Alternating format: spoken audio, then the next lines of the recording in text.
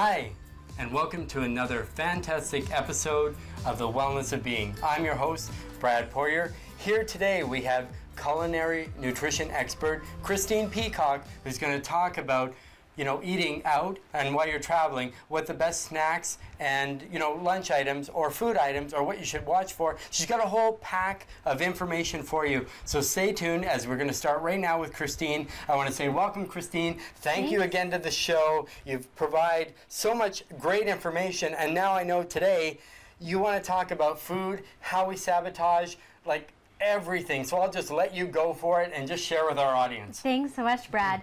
Yeah, so the worst culprit for sabotaging healthy eating is when our schedule gets off. And that could be as simple as a weekend day trip, maybe to the zoo or out sightseeing, or it could be a weekend getaway, or even, if you're lucky enough to have a week maybe in the Caribbean this season. Yes. So sometimes those worst culprits, they sabotage our healthy eating because we're not planning properly. Yes, exactly. So today I wanted to talk to our viewers about how to plan for those day trips, weekend trips away, and then lengthier trips as well. How to navigate healthy eating while traveling. So to start off with day trips, the worst thing that can happen is you're on a day trip and somebody gets hangry, which is angry and hungry at the same time. That's awful. That's awful. It doesn't happens. sound good. It's never a pretty picture. So always having a cooler bag. In your travels, throw it in your car, throw it in your backpack. It's just going to help manage those times when you're racing around and you need to refuel. Exactly. Instead of heading for the drive-through or a fast food restaurant, just pack a few healthy items in a cooler bag or lunch box, and that's really going to help you on your day. So the first thing that we're going to start off with is you want to make sure you've got a freezer pack. So this is just a gel freezer pack. You can also get those hard ones as well, or a bag of ice. So that'll keep your food nice and cool. So I like to have a variety of different healthy items packed away in my lunchbox. A few weeks ago, we made some healthy energy bites. Those are great to have in your bag, as well as maybe some homemade muffins. I also like to have nuts and seeds. Perfect. You can make your own trail mix. With this one, I've got walnuts and almonds and pumpkin seeds. You can throw some cranberries in there, some raisins, or some chocolate chips too, just for a little bit of sweetness. Now, the great thing about nuts and seeds in a trail mix are that it's a good healthy fat. So that's going to help keep you fueled and satiated for a longer period of time. So have a couple nuts. I always keep actually a Ziploc baggie of nuts in my car and my purse for those times where you're running around. It's going to help keep the hangry at bay. Of course, and it's excellent because with the walnuts in there and things like that, walnuts I heard are great for brain power. Absolutely, yep. Having a variety of different fruits. So you want to have fruits that are easy. You know, an apple, a pear, grapes, bananas, those kinds of things. You want to stay away from the oranges and the mangoes and, frozen blueberries. Ones that are easy to pack. Here's a great snack. This is way better for you than a Timbit. Of course, so and none of this stuff is going to melt all over either. Exactly, right? Yep. I like to have handy things as well. Little cherry tomatoes, or those mini cucumbers, or mini carrots. I've got those as well. So keeping your cooler bag full of some handy, quick snacks that you can throw to kids in the car, that you can pack when you go on day trips, are just really... We can grab these. We'll just show them there. So this is a nice size bag. I guess you can divide them up. And the nice thing with this that you're showing me here, it is a Ziploc, so it's probably easy. So whatever you don't need, obviously, unless you're going to a picnic and you love a family who, loves carrots, or you're into juicing, you would probably need this size. But I imagine you can kind of take them, pop a couple in. You can even, like we did in the last segment, take some hummus and things like that, and things like that. Just have it, everything's ready to go. And I see you have one more little item in there. Yeah, and just, for day trips too, grab some tortillas, grab some nitrate-free deli meats, grab a handful of lettuce, and make some wraps. Just really easy to do in a parking lot if you're at a mall or at an exhibit somewhere, a museum. Just grab a couple wraps, throw it all together. It's just something quick to have while you're out and about. So would there be a recommendation that you have in the way that you layer the food? Oh, I mean, I'm sure you could. It's like a puzzle, try to fit everything in. Yes. But if you're in and out there, just pack the cooler, make sure you've got a cooler bag. And then just make sure the... Exactly. Keep this in your wagon, in your backpack, or behind your seat in the car. Amazing. So another thing I wanted to talk about today was healthy eating while traveling. And maybe you're lucky enough to go to an exotic destination. Yeah, I wish. You know, and the problem there is that there's buffets, you know, there's all you can eat. Yes. Often you are at the mercy of whatever restaurant establishments are there. You know, whenever you can, if you can plan to have a condo or a kitchen somewhere, a hotel with a little bar fridge, that's always really handy. But here are some things that I like to pack, and you can actually pack a light bag for the plane. Oh, okay. Yeah, as long as you're putting in food that's non-breakable, non-perishable, bring a few things that will, obviously not fresh, but things that are going to sustain you for your trip. So I've got a few things in here that I always pack when I go away. Yeah. So I always like to pack a nut butter. Okay. And again, you can, when you get to your destination, there's always going to be bread or apples or fruit, and just spread some almond butter or cashew butter, peanut butter. Have that in your bag. I love to pack that. Some other snacks that I like to pack are different varieties of protein powders. Okay. There's so many different protein powders on the market. Usually health food stores, you can buy little small packets, so that way they're all individually portioned already. And if you've got... I'm just going to grab one of those just to kind of see. So see the this size one's of it? and I guess there's different ones too. This is a French vanilla. This is a fermented vegan. This one is sprouted. Exactly. So I mean, I guess there's so many different choices you can have, whether you want chocolate, vanilla, berry, flavored. Exactly. Everything's right there, and they're so convenient, so you don't have to worry about bringing a whole big because those tub. Containers are huge. And the other thing I do, you know, if you do have a big container at home and you didn't get little sample packets, just portion off into individual Ziploc bags the amount you need.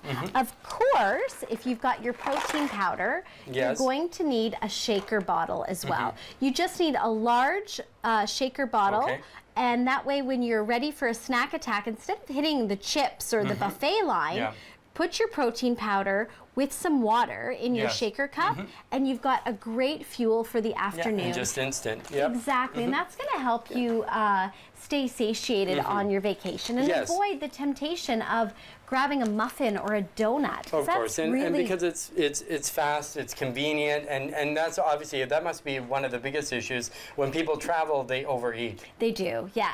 And sometimes when I know I'm going to a place where there's a kitchen, I will actually bring my own portable blender, just a small one. Yeah, that's amazing. I do have the Ferrari of blenders at home, but when I'm traveling, I just bring my cheapy little blender.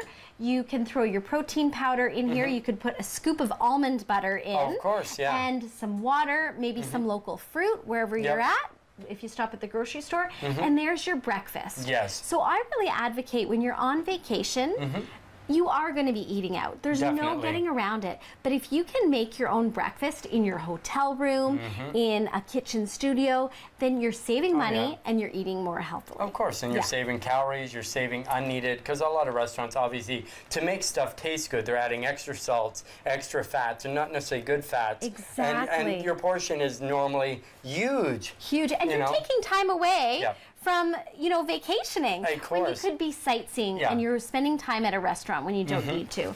I'll often also pack some cereals, especially for myself or for the kids, and I'll portion those in individual bags as well. That way, all you need is, if you're bringing oatmeal, you just, often hotel rooms have a microwave. Of course they do. So put some water in with some oatmeal, add some of your nuts or seeds. You can even pop it in. I mean, if I want a little extra fiber. I even take the oatmeal and just pop it right into my smoothie. Exactly. Or my shake, right? Exactly. So some other things that I would recommend you bring on your vacation is a really good quality water bottle. You want to get one that will keep your water cold, especially if you're going to a hot destination, because we want to hydrate with water. I know it's so tempting when you're at an all-inclusive and it's all you can drink. You want to have a couple of drinks or there's pop and things like that. You know what I mean? Or, as I say, and especially if you're somewhere hot, I mean, drinking coffee all day will probably end up dehydrating you more so than just doing that refreshment. And the nice thing with your bottle, I noticed that it's not a plastic. Yes. So obviously, I guess with that, buying the bottle as well, you know, you have to look for BPA free, things like that you want a good one. And this looks like it's a solid lid, that it's tight.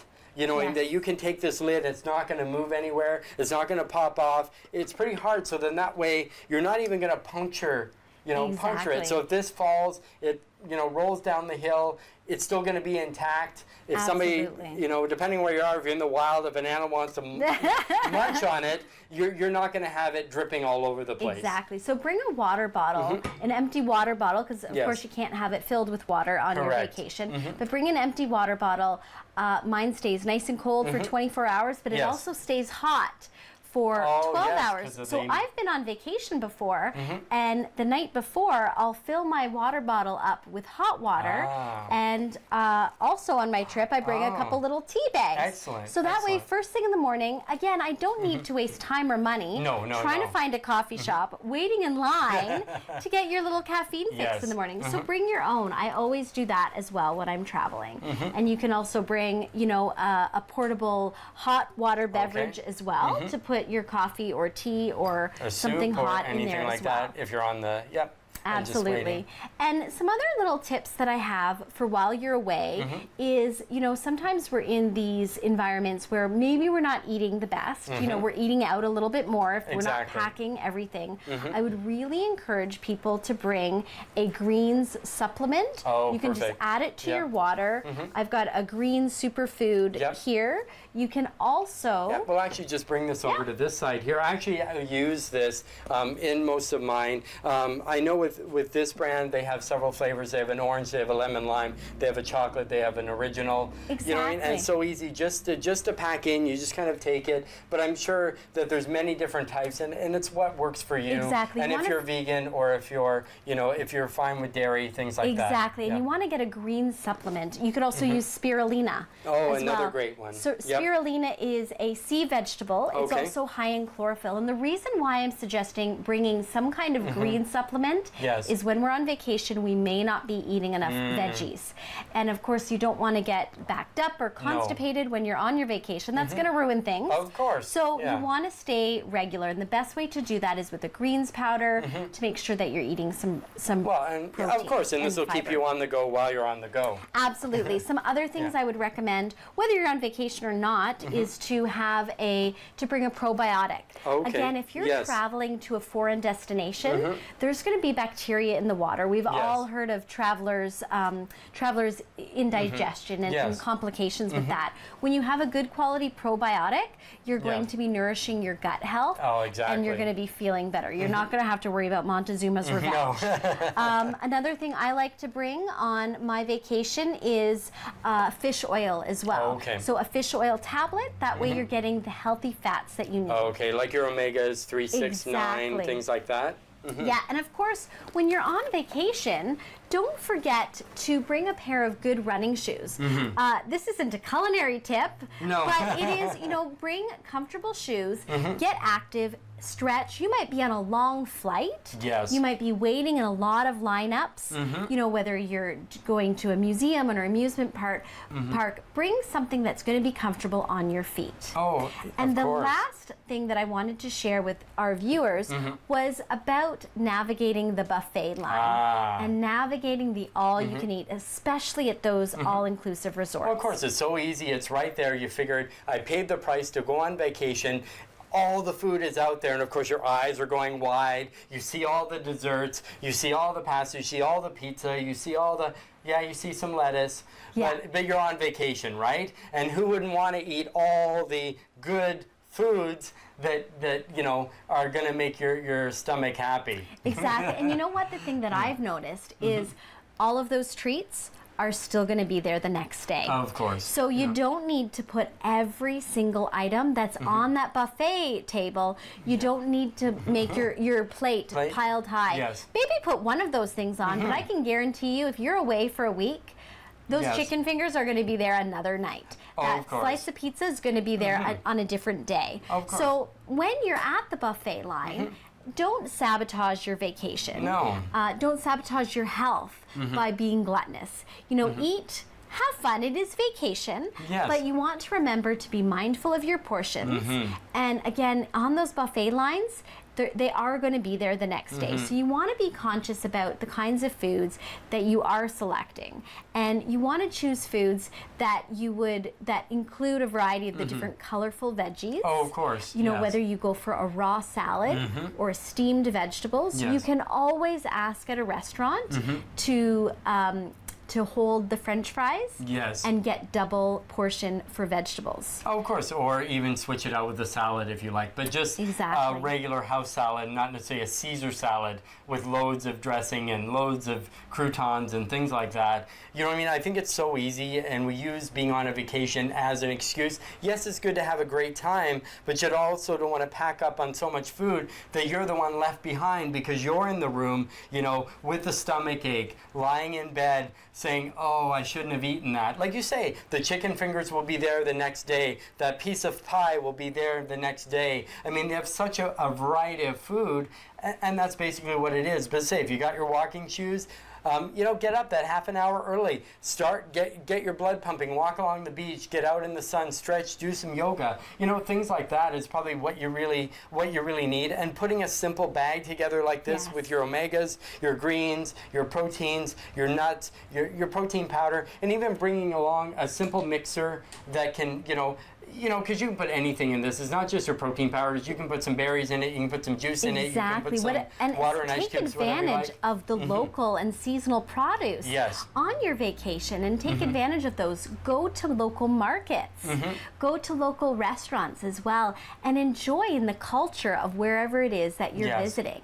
And take advantage of shopping. Do a little bit of shopping. Spend an hour doing that, and you're going to make the most of your vacation, both culinary and experience-wise. Oh, of course. And even with the nut butters, have you ever tried yourself as a nutrition expert making your own? Absolutely. Wow, that must be exciting. And it's kind of nice, too, that when you're making your own, you know exactly what's going into the food. And by packing all the stuff that you know, you can get it. So if you do have any sensitivities, any allergies, anything like that you can, you know, put it together, and you're still going to have a fun, great time and not worry about, you know, you ate the wrong thing, or you're going to have a reaction, or, you know, things like that. Like, this has been amazing, and I find that with going on vacation, these are tips that people really need, and I want to say thank you for coming on again to the Wellness of Being and just showing us, you know, all your expertise, all your knowledge, showing us these quick, easy,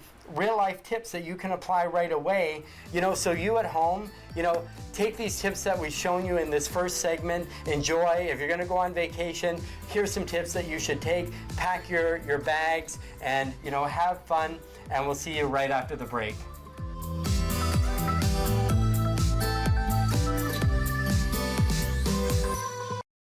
Enjoy 45 great holes in a relaxing resort setting. With public play, tournaments, leagues, and stay-and-play packages available, there's something for everyone. The Nottawasaga Inn Resort. Stay, play, meet.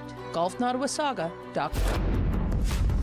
Daniel Cormier is one of the very best who has ever competed in mixed martial arts.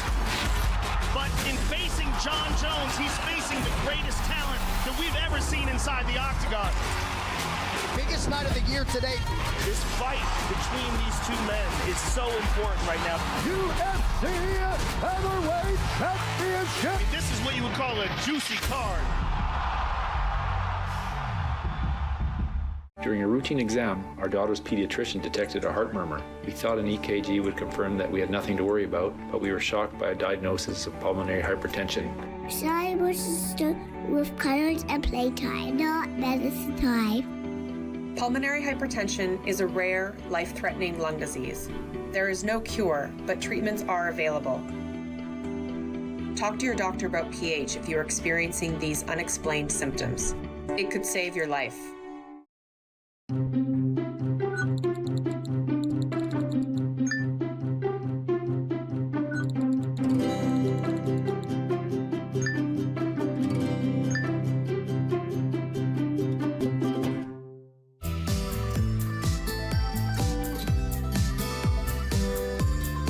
Welcome back to The Wellness of Being. I'm your host, Brad Poirier. Now we have an exciting guest, Dr. Katie, who's a naturopathic doctor. So she's going to talk about a common problem that a lot of times you may go to the doctor and your results come back normal. So you may have this, I know someone in my family does. So I want to welcome you, Katie, and say thank you for being on the show. Thanks for having me. So we're going to jump right into this. So the thing that we have, so tell me about the thyroid and why it is so important. So the thyroid is essentially one of our most important hormone glands. So it's located in the front of the neck, so it's just a small butterfly-shaped gland right kind here. Of like around here? Exactly, exactly.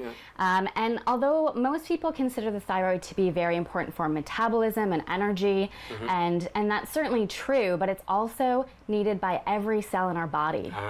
So it can affect almost any body system if the thyroid isn't functioning well. Okay. And how do they know if they have a problem with thyroid? So there's certainly a very long laundry list of symptoms that people can experience. I got time. So what would be some of those? So low ones? energy or fatigue, weight gain, constipation, hair loss. So those are some of the more common ones. And then there are others that people don't often consider to be part of a thyroid symptom. So things like high cholesterol, muscle and joint pain.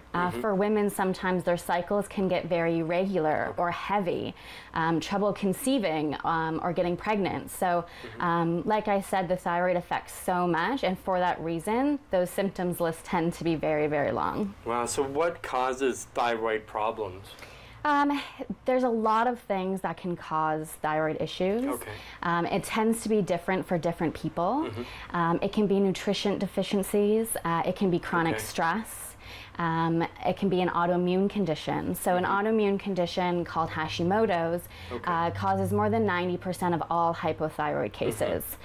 So that's something, when someone comes in with a thyroid dysfunction, I want to know right away whether it's autoimmune or not, because it changes the way that we treat it. Okay, so what would be the difference then, because you mentioned, so what would be the difference between a hypo and hyper? Right. Yeah. So the symptoms that we already talked about are more hypo, so a low thyroid function. And that is definitely more common than a hyper. So a hyperthyroid would look like things like anxiety, heart palpitations, sweating, can't sleep at night. Maybe they're gaining or losing weight. So those, it's kind of the flip side. So would hyper then mean more, it's overactive? Exactly. As opposed to underactive? Underactive. Okay, perfect, perfect. So how would you test or determine if you had an issue with thyroid?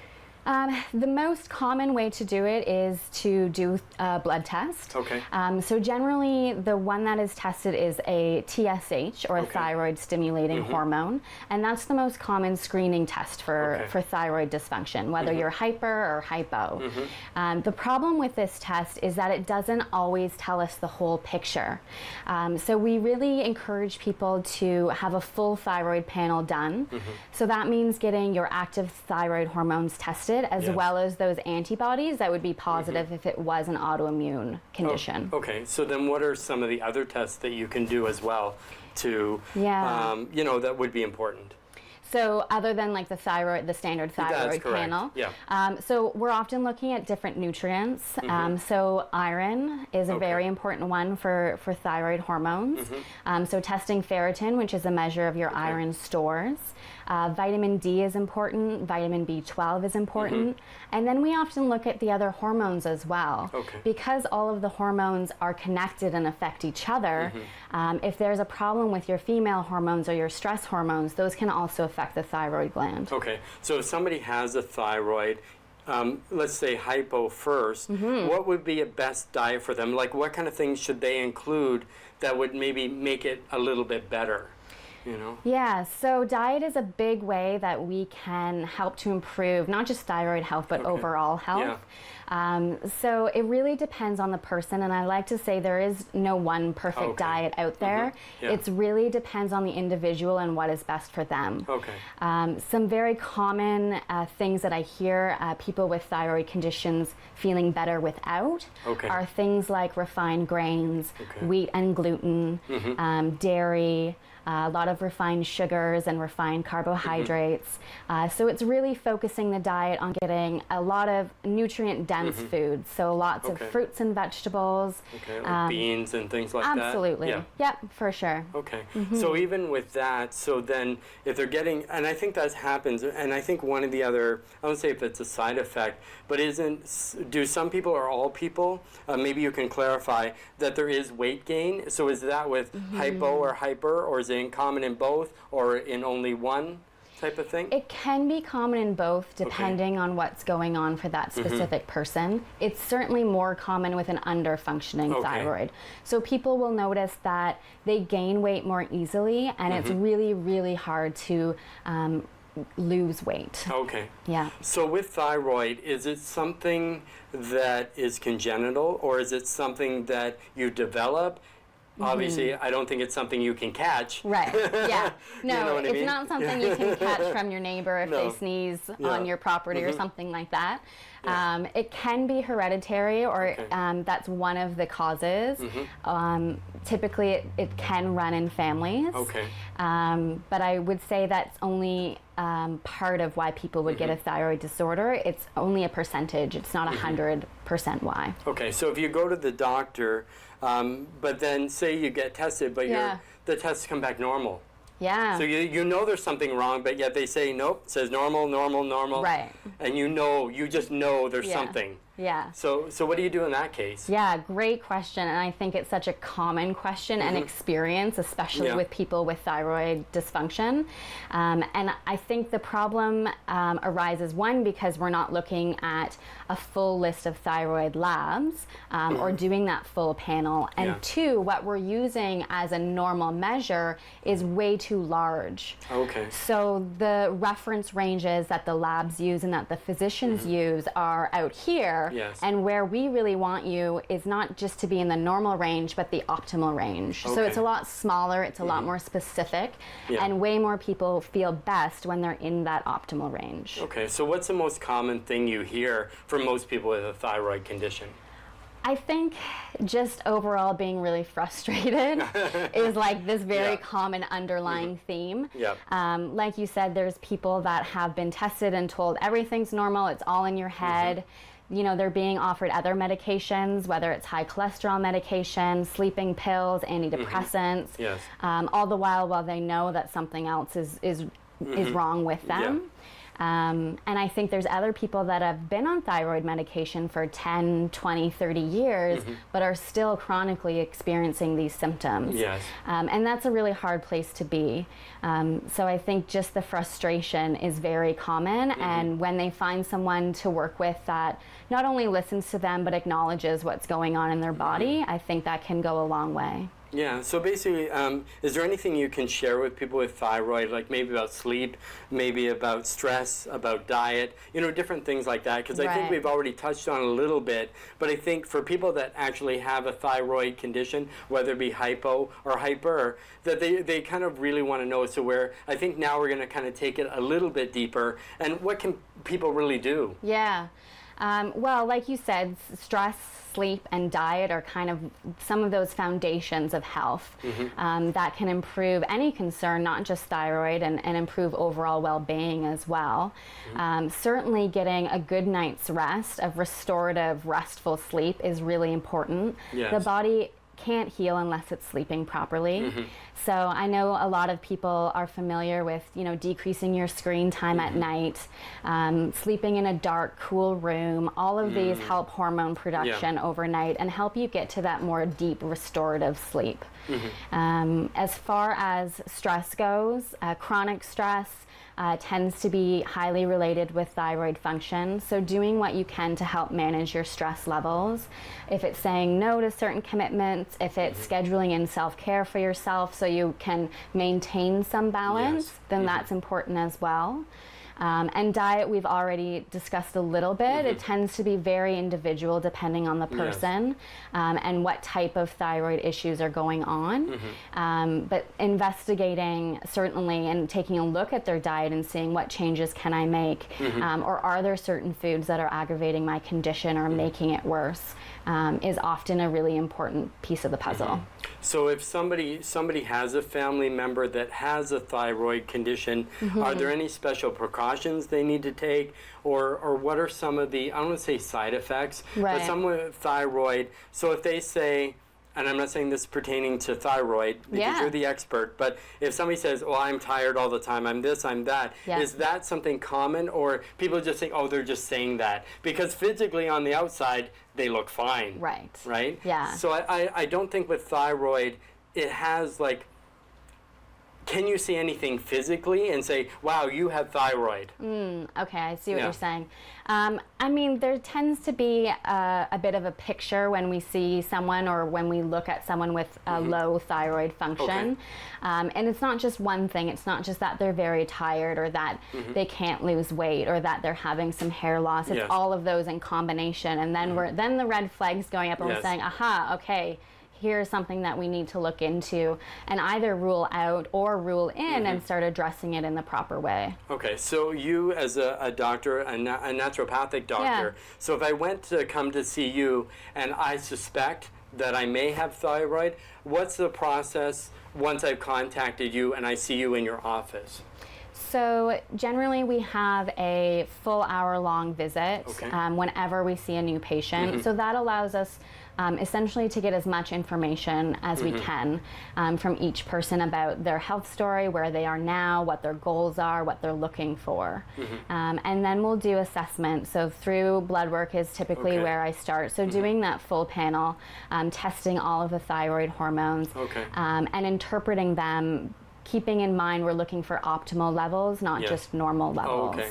And then I tend to develop more of a comprehensive plan for each person. So it's something that's very individualized and different depending on your concerns. And then we essentially review that plan together.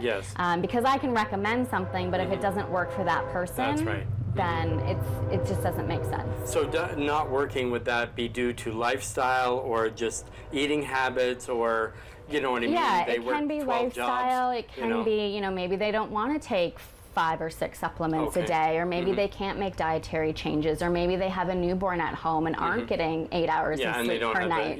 The time. So we take that all into consideration, and with any of those things that come up, and we keep rolling with the difficulties and through those changes, essentially. So when you're doing the blood work, do you also look for other deficiencies in their body as well? So if maybe their vitamin B is low, maybe some minerals and some vitamins are out of sync, things like that. Do those kind of things have a contributing factor to thyroid? Absolutely, yeah. So the thyroid needs a lot of different nutrients to properly produce its hormones and have the positive effect on the body. So some of those, like I've mentioned already, vitamin D is important, vitamin B12, iron, zinc, selenium. So these are a lot of our minerals. Some are easier to test for than others. Others we'll use empirically, essentially, as part of a treatment plan. Okay, so with these vitamins that we need, do our bodies naturally produce these? No. Okay. No, the vitamins and minerals are things that ideally we would get through our diet. Okay. And depending on our diet and the foods that we're getting, we're not often meeting the needs, especially if we're looking at using them in a therapeutic way. So that's where supplements come in. And I always look for high quality supplements that are going to be at the appropriate dose to be accomplishing what we want. Do you find a liquid supplement would be better than perhaps like a tablet? and things like that, or something sublingual that they can take under their tongue? Yeah, it depends on the vitamins. So vitamin D, for example, a lot of the common supplements that you can find at like a Shoppers or something like that, they're in a tablet. Yes. Vitamin D is a fat-soluble vitamin, so it tends to be better absorbed in a fat base. Okay, so would you need to take something with the vitamin D then? You would either need to combine it with some sort of fatty meal or fish oil, or they have these very convenient liquid vitamin Ds, and they're already emulsified or in a fat base. So then could you take it then with like an omega? Yeah. 369 or something like that? Yeah, absolutely. Okay, perfect. Yeah. So, I mean, it's certainly interesting how it goes and stuff like that, but what if somebody says, okay, vitamin D, I can just get that outside in the sun? Right. So what would you say to that? That's okay? Or they really need the supplement? Or you have to look at it? Or, I mean, obviously you're not going to bake for hours. It's like, oh, I'm getting the rays because I'm getting my vitamin D. I mean, I think it is important, probably for their health and well-being too, just to get out in the sun for a couple of minutes. For sure. Even if it's 10 minutes, you don't have to bake, because now, you know what I mean, some days you don't want to be outside and things like that. But as far as supplements and things, but what would be some good foods that would contain these vitamins? Right. So if we're talking about vitamin D, it's mostly from animal products. Okay. We don't get a lot of vitamin D from our food. Most of it is from our body makes with exposure from the sun. Okay. Most of us, being Canadian and our long winters, tend to be vitamin D deficient.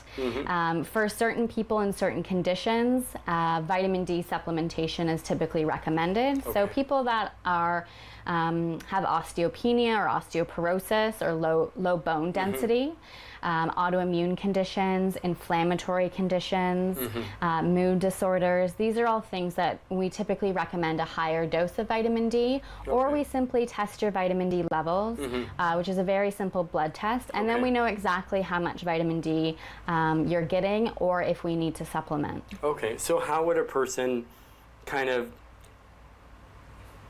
think they may have thyroid? What are some of the signs they should look for? Right, yeah. I think if people feel like they are tired for no reason, and I'm not just talking about like, oh, I had a long day, I'm a little tired. Like, this is unrelenting fatigue.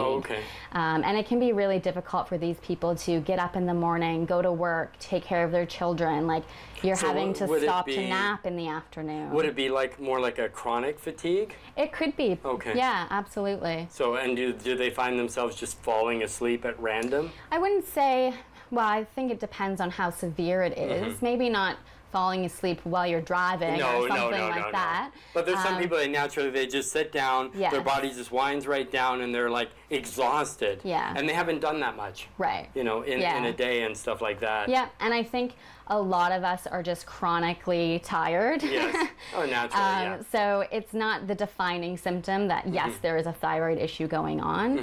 I think, like I said, it's kind of in combination with all of those other symptoms as well. So if someone's feeling really, really tired, they're gaining weight no matter what they eat, their hair is falling out, you know, their skin is dry, their nails are breaking off. Like, these are things that we look at as a picture and say, okay, what do these all have in common? Well, that's awesome, Katie. You know, we've learned so much about thyroid. I mean, a lot of stuff I didn't know, because I do have family members that do have thyroid, and now at least I know a little bit better, and I can bring this information back to them and say, hey, look what I learned today. We can tweak these, you know, the vitamins and minerals and nutrients and things like that.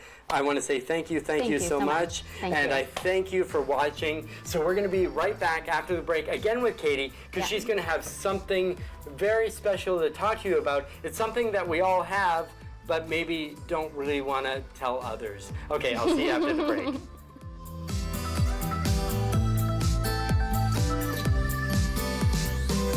What kind of show do you want to see on Rogers TV? What interests you? Log on to rogerstv.com, fill out a show proposal, and tell us about your segment idea. We want to know what you want to see. Rogers TV, only on Rogers.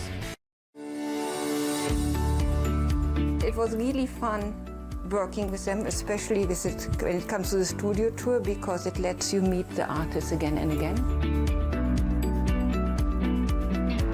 I hate to say nature inspires me because every artist has it, but it is the grasses, the flowers, the trees, mostly rocks as well. So I use grasses over and over again. Every once in a while, somebody wants to have something special. They bring me their own flowers. For me, the glaze has to be perfect, and I like I said, a lot of depth in it. And that's it. All done.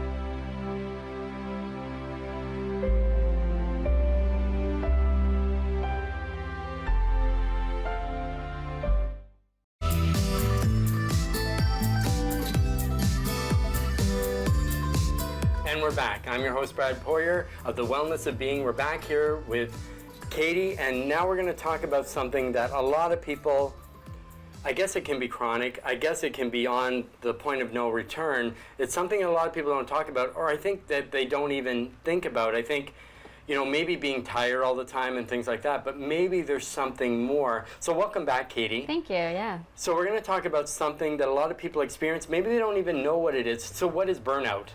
So burnout is essentially when you have pushed the body too hard for too long. And essentially what happens is that people just hit the wall and they've got nothing left to give. So there are a lot of things that people can experience when they are having that type of burnout experience. Low energy certainly is one of those. And again, we're not talking, you know, end of the day, I'm tired out, or it's really extreme levels of fatigue.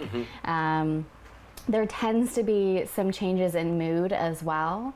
So whether that's low mood or depression or anxiety, that's also very common. Yes. It can cause digestive disturbances, nausea, headaches, migraines, joint and muscle pain.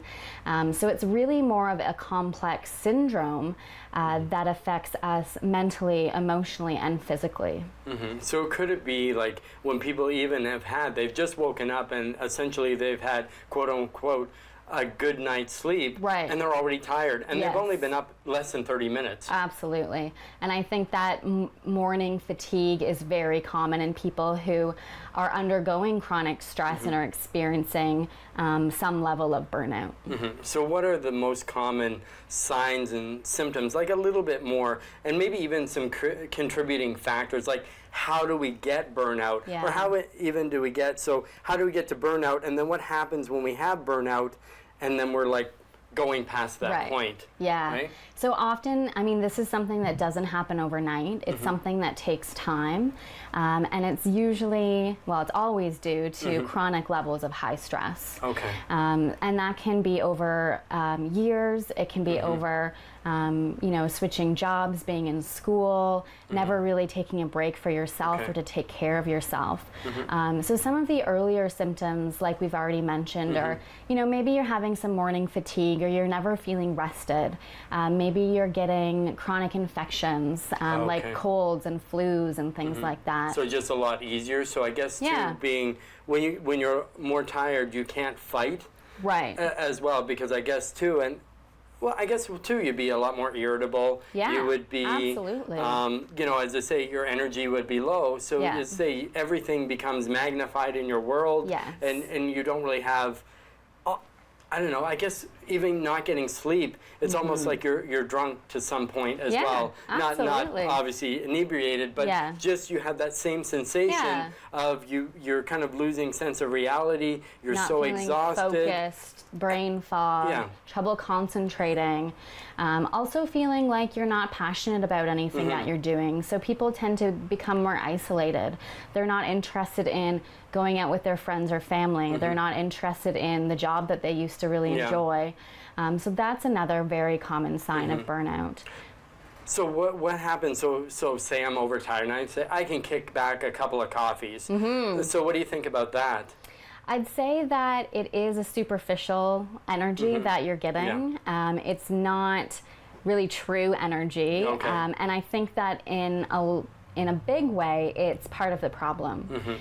So we use coffee as a way to keep ourselves going, but when we are constantly doing that over months and years, we're not giving the body what it needs.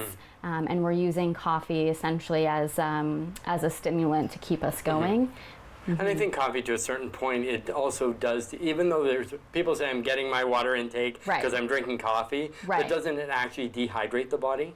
Yeah, it can dehydrate the body, certainly if we're choosing coffee over other beverages like water and herbal teas and things like that.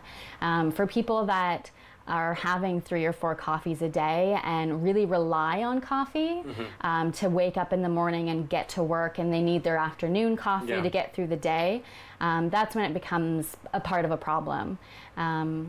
So I think there's something very habitual about getting up in the morning and making your cup of coffee.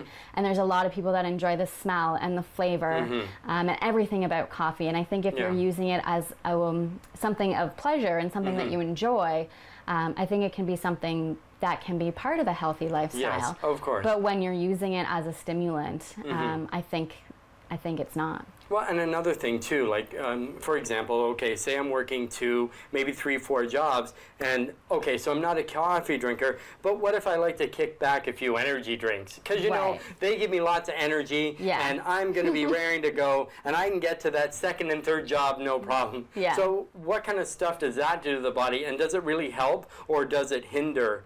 When it comes to like burnout and stress, is it going to take you farther, or is it going to, say, give you that energy that you really need? I'd say that it certainly hinders. So that is not the route that you necessarily want to be taking. When you're turning to things like caffeine or energy drinks or things like that, it's really just depleting the body even further. So really what we need to do is give the body more as far as nutritious foods and sleep and rest, instead of just taking a stimulant or energy drinks and something that's essentially burning the body out even faster. Are some people more at risk than others for burnout? I'd say yes. I think that there's certainly some professions we see higher rates of burnout in. So teachers are a really common one. I see a lot of teachers with high rates of burnout. Students, certainly. So people that have been in school for 6, 7, 8 years nonstop, they're at high risk of burnout as well. People in the health field or health professionals, so in that caregiver role, entrepreneurs, people that are high up the corporate ladder, any type of high stress job for sure is going to be at risk of burnout as well. And then there's also certain personalities that are more at risk for burnout. So not necessarily depending on your job, but what kind of person you are. So people that tend to have a more perfectionistic nature, or who tend to put others before them, that can also be more of a risk of burnout. And there's also been some interesting studies on people that have experienced trauma in their life. So whether it's losing a loved one, or having something physically traumatic like a car accident or something like that, that also tends to predispose people to burnout. So they need to be extra careful and take better care of themselves. So speaking of roles, what's a role of cortisol as far as a burnout itself? Right, yeah. So cortisol it's really important in the burnout process. And it's essentially what's driving the burnout or what's causing that burnout process. So what's even, before you continue, what is cortisol? Because a lot of people I don't think know. No, for sure, and I think we get a lot when you're losing weight and things like that people say, oh, cortisol. So what is it? What really is it used for? What do you need it for? Do you even need it? Yes. You definitely need cortisol. So cortisol is our main stress hormone. So it's secreted by our adrenal glands, which are small hormone glands, and they sit on top of our kidneys. So when we're under stress, our body secretes cortisol. And this is something that's normal when we have normal levels of stress. And we need that kind of fight or flight response that I think people are familiar with. The problem is when we're under chronic levels of stress and when we have this chronic high level of cortisol. And that's when problems tend to arise. So then, Katie, what would be the difference between cortisol and then adrenaline? Okay, so adrenaline is more of a kind of short-term release that we're getting. So let's say we're scared, or we are something surprises us, or we're exercising, we get a little bit of that adrenaline release, and so then it calms down. So then with adrenaline, then it's less about stress then, and it's more about fear or energy or pumping it forward? It's more of that kind of visceral body response. When cortisol can be affected any way that the body perceives stress. So it can be mental stress, it can be emotional stress, and it can be physical stress. And I think that when we look at all of the sources of stress in our lives from that perspective, it adds up very quickly. Yes. So we're constantly being bombarded by these stress sources, and so our cortisol is always quite high. And then what happens with burnout is that our body can't produce cortisol any longer, and it tends to do a bit of a dive down, and that's when we get that hit the wall experience, when the body shuts down and saying no more, can't take it. So what would you say to somebody who's hit the wall? Right, yeah. Well, it's certainly something that doesn't get better overnight. So it's usually something that it's taken years to get to this point. So it's going to take some time to get people feeling better as well. Yes. So I think the first thing is just to have a lot of patience with yourself and the process in general. And when I talk to people initially who have kind of come to that place, I talk about the 3 R's. So the first R is recognizing. So recognizing that burnout is happening. This is what's going on in the body, and people need to recognize that it is a pretty severe syndrome or situation, and that they need to really stop and take stock of what's going on, and maybe take a step back from certain areas of their life. And I think that can be really difficult for a lot of us. Well, of course, because they say, I need to work 3 jobs. I got bills to pay. I got a family to take care of. I know I'm getting burnt out, but I need to keep going forward. Yes. But then, if they keep going forward, what happens then? People just get sicker and sicker and sicker. So they get more tired. They get chronic illnesses that are not just colds and flus, but more severe illnesses. Some people will end up having something like a chronic fatigue syndrome, or really severe muscle and joint pain. Really, the options are endless. But I think that if people take a look at their lives and they say, okay, if nothing changes in 12 months, will I be okay? Yes. And I think for a lot of people, they would likely say no. So is there a way that naturopathic care can kind of lead them back to, I won't say feeling whole again, but just to kind of even like, I don't think you can go from being severely burned out to being, hey, I feel on top of the world.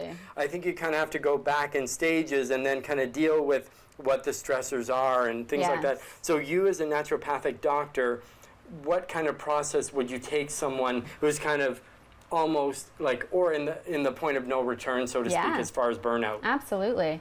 And a big part of it is those 3 R's that we talked about. So that first one being recognized. So having that mindfulness of what's going on for you in your life and in your body. The second is reaching out. So it's creating a network and a support team for yourself. So that can be, reaching out to your friends and family and communicating with them, where you are right now, what you may need from them.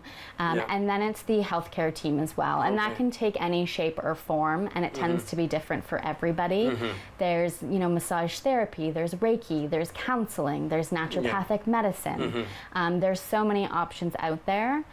So that's a big part of reaching out and kind of creating that supportive network for yourself. And then the third part is refer. So that's a bit about letting go. So it's letting go of everything that isn't essential, essentially.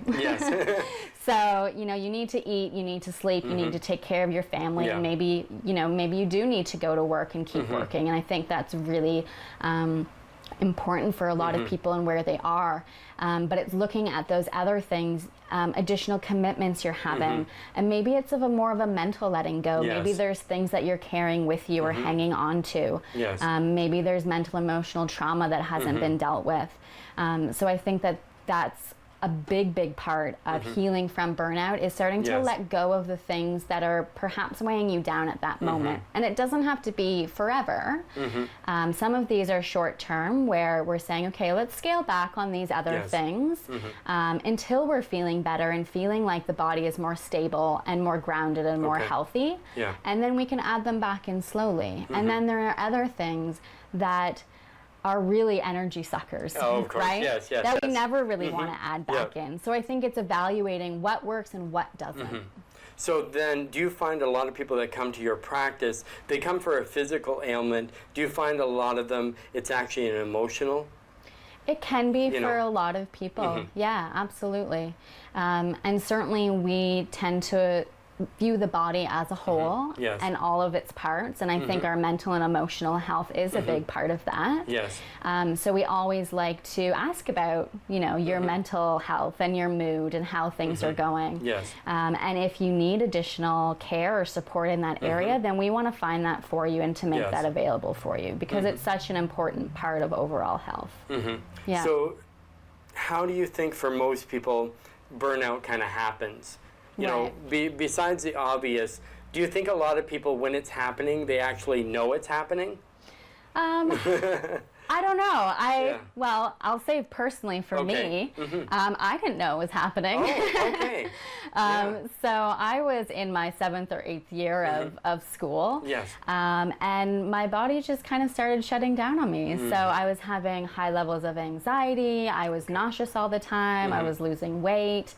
And I didn't really understand what was going on. And it wasn't until I took a step back and took a break that I was able to recognize that, I was in burnout and I was pushing myself too much. And I guess it's exactly that. Your body's talking to you. And I guess if you don't take action, your body's going to take action for you by causing an ailment or getting sick and say, you need rest, so I'm going to maybe give you a cold or something like that, so you have to rest. You know, and things like that. So with a takeaway, is there anything that the people there watching can do to kind of, you know, prevent burnout and get them on the path to healing? Yeah, absolutely. I mean, there's certainly so much that you can do to help prevent burnout and support yourself in that way. Like just maybe one quick one or 2 points just for them watching, you know, because I'm sure they would like to know, and probably some people say, I am burnt out, I need to really kind of get it together and acknowledge it and things like that. So what are 2 points that you would, the top 2 points you would say for anyone experienced burnout, you know, what would you say to them? Even if it's a repetitive of what we've already talked about, it's never too much to reiterate the same thing over and over and over, because you need to hear it sometimes again and again and again before you get it. Right? Absolutely. So I'm going to say 3, if that's okay. Go ahead. Number 1 is sleep, which we've already kind of touched on why that's so important. But the body can't heal without sleep. So that's something that's really important. And then we'll go 2 and 3. The second one is self-care, so taking care of yourself. And the third one is saying no. So being able to say no to those extra commitments and things, and saying yes to taking care of yourself. Well, thank you so much, Katie. You know, I mean, it's exactly it. Know your boundaries, be able to say no, get some rest, and I'll see you on the next episode. I thank you for joining me today. I'm your host, Brad Poirier, for The Wellness of Being, and we'll see you on the next one.